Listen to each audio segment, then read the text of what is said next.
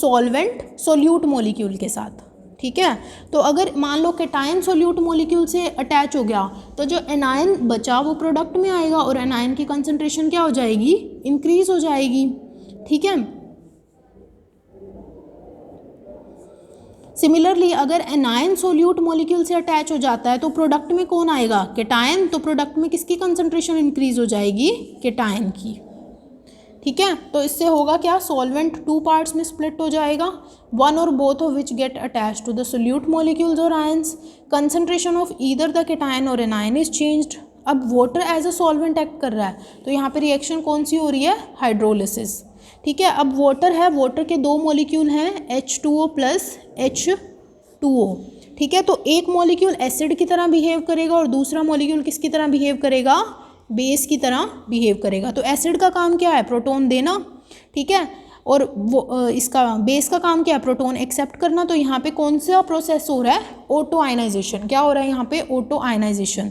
तो जब यहाँ पे ये प्रोटॉन रिलीज करेगा तो इससे क्या बनेगा, OH नेगेटिव, ये प्रोटॉन एक्सेप्ट करेगा तो इससे क्या बनेगा, H3O पॉजिटिव।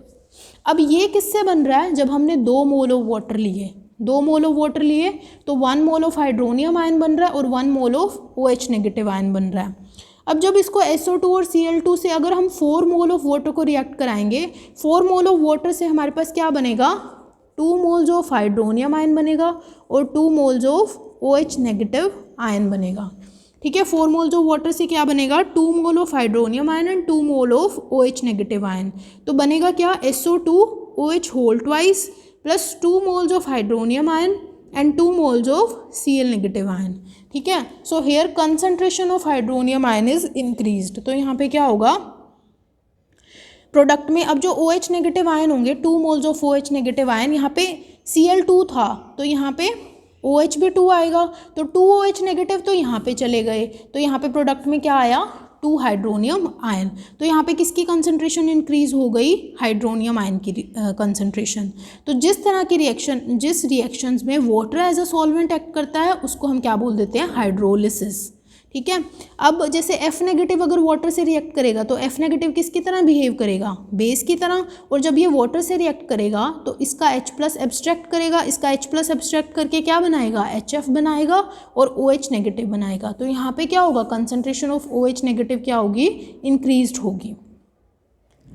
अब जो सेकेंड रिएक्शन है उसमें ammonia as a solvent act कर रहा है, और जिस भी रिएक्शन में ammonia as a solvent react करेगा उसको हम क्या बोल देते हैं, अमोनोलिसिस। अब जब अमोनिया है, अमोनिया के 2 मॉलिक्यूल्स हैं, इनका अभी मैंने ऑटो आयनाइजेशन डिस्कस किया था। तो जब इनका ऑटो आयनाइजेशन करेंगे तो एक जो मॉलिक्यूल ऑफ अमोनिया है वो एसिड की तरह बिहेव कर रहा है और दूसरा मॉलिक्यूल है वो किसकी तरह बिहेव कर रहा है, बेस की तरह बिहेव कर रहा है। तो एसिड का काम क्या है, प्रोटॉन देना, और बेस का काम क्या है, प्रोटॉन एक्सेप्ट करना, ठीक है। तो यहाँ पे क्या बनेगा, मान लो अगर ये एसिड की तरह बिहेव कर रहा है तो ये प्रोटॉन देगा, तो इसका क्या बनेगा, कॉन्जुगेट बेस NH2 नेगेटिव। और जो अमोनिया है यहाँ पे जो बेस की तरह काम कर रहा है, इसका काम क्या है, प्रोटॉन एक्सेप्ट करना, तो यहाँ पे हमारे पास क्या बनेगा, NH4 पॉजिटिव, ठीक है। तो यहाँ पे क्या बनेगा हमारे पास, कॉन्जुगेट एसिड। तो यहाँ पे जो अमोनिया के 2 मोल्स हैं इनका ऑटो आयनाइजेशन होगा तो प्रोडक्ट में क्या बनेगा, NH4 positive plus NH2 negative. अब हमने यहाँ पे सोल्यूट लिया दैट इज SO2 Cl2, ये किससे रिएक्ट करेगा, 4 मोल्स ऑफ अमोनिया से रिएक्ट करेगा।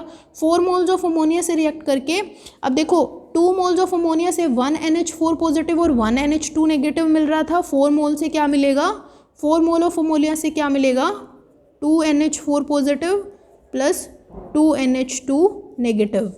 तो जो 2 NH2 नेगेटिव हैं वो किससे अटैच होंगे, इससे, तो हमारे पास क्या बनेगा, SO2 NH2 का twice plus 2 NH4 positive plus 2 Cl negative. तो यहाँ पे अगेन किसकी कंसंट्रेशन इंक्रीज होगी, concentration of NH4 positive increase हो गई।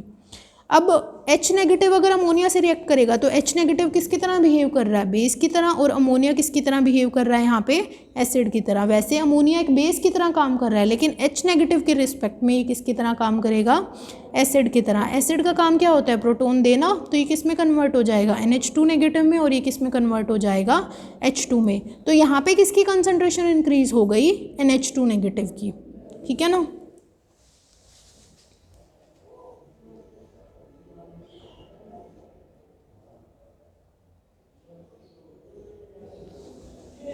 तो आज हमने ये सोल्वोलिटिक रिएक्शन के बारे में पढ़ा था। इसका एक और एग्जांपल डिस्कस कर लेते हैं, जहाँ पे अल्कोहल एज ए, जिस सोल्वोलिटिक रिएक्शन में अल्कोहल एज ए सॉल्वेंट काम करेगा उस रिएक्शन को हम क्या बोल देते हैं, अल्कोहलिसिस रिएक्शन।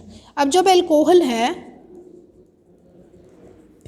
इसके 2 मोल आपस में रिएक्ट करेंगे तो क्या बनेगा, इसकी ऑटो आयनाइजेशन होगी। एक मोल तो एसिड की तरह बिहेव करेगा, दूसरे वाला किसकी तरह बिहेव करेगा, बेस की तरह। एसिड का काम क्या है, H+ देना, तो ये किस में कन्वर्ट हो जाएगा, C2H5O नेगेटिव में। बेस का काम क्या है, प्रोटॉन एक्सेप्ट करना, तो ये किस में कन्वर्ट हो जाएगा, C2H5OH2 पॉजिटिव में कन्वर्ट हो जाएगा। तो C2H5OH2 पॉजिटिव में ये कन्वर्ट हो जाएगा इस तरह। अब इसका यहाँ पे ऑटो आयनाइजेशन हो गया, तो ये इस सॉल्वेंट की इसकी एनायन कैरेक्टरिस्टिक हुई, और ये पॉजिटिव वाला इस सॉल्वेंट की क्या हुई, कैटायनिक या फिर कैटायन कैरेक्टरिस्टिक्स। ठीक है, तो 2C2H5 का जब ऑटो आयनाइजेशन होगा तो हमारे पास क्या बनेगा, कैटायन कैरेक्टरिस्टिक्स और एनायन कैरेक्टरिस्टिक। सो C2H5OH2 positive plus OC2H5 negative. ठीक है, तो यहाँ पे ऑटो आयनाइजेशन होगा।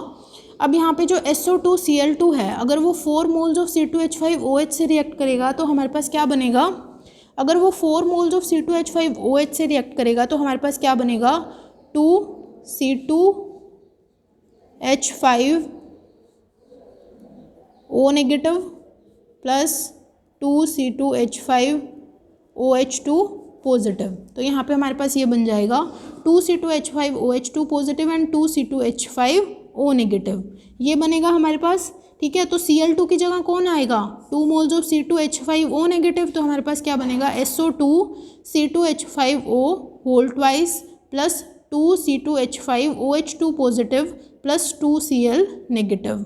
ठीक है, तो यहाँ पे C2H5OH2 पॉजिटिव की कंसंट्रेशन क्या हो जाएगी, इंक्रीज हो जाएगी। सो here concentration of C2H5OH2 positive is increased.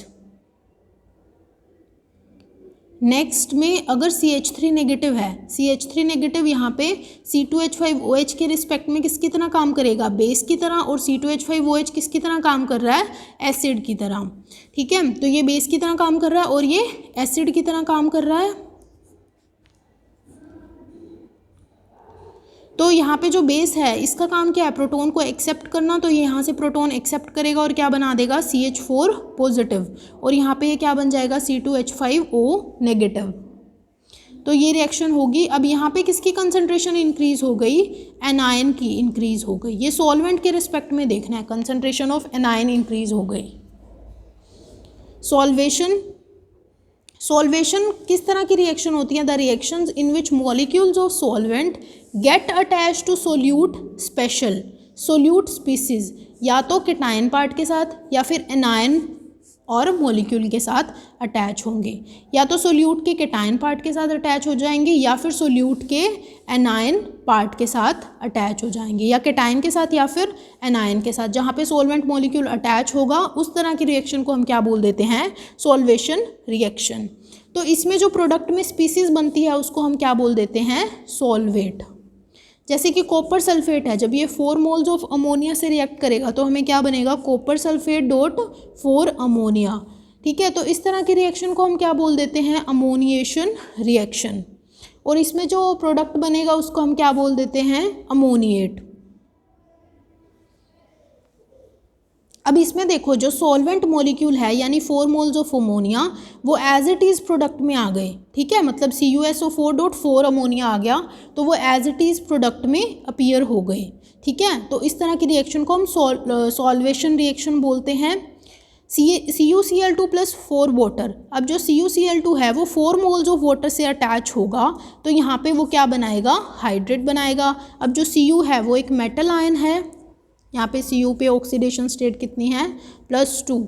अब जो Cu है वो एक कोऑर्डिनेशन कंपाउंड टाइप बनाएगा तो इस रिएक्शन को हम बोल देते हैं हाइड्रेशन रिएक्शन। मतलब जो सॉल्वेंट के मॉलिक्यूल होंगे ना वो एज इट इज़ प्रोडक्ट में आएंगे, वो एज इट इज़ प्रोडक्ट में आएंगे। BaSO4 3H2SO4 से रिएक्ट करेगा तो हमारे पास क्या बनेगा, सॉल्वेट ऑफ सल्फ्यूरिक एसिड। ठीक है।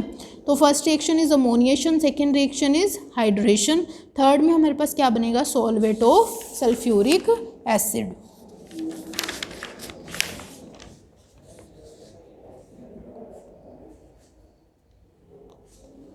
So in the solvation reaction solvent molecules remain in the resulting product। तो solvation reaction में जो solvent molecules हैं वो resulting product में रहते हैं।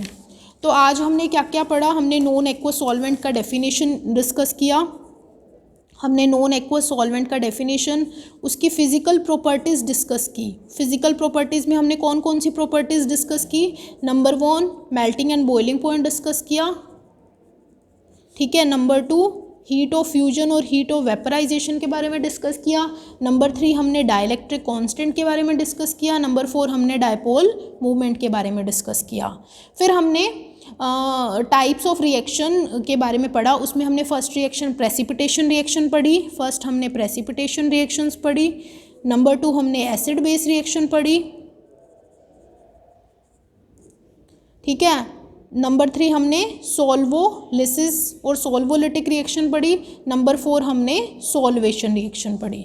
तो ये रिएक्शंस आपको विद एग्जांपल पता होनी चाहिए, ठीक है। तो नेक्स्ट लेक्चर में हम types of solvents and the general reactions involving non aqueous solvents like liquid ammonia और लिक्विड SO2 डिस्कस करेंगे। इस लेक्चर के रिगार्डिंग कोई भी डाउट हो तो आप मेरे से पूछ सकते हैं।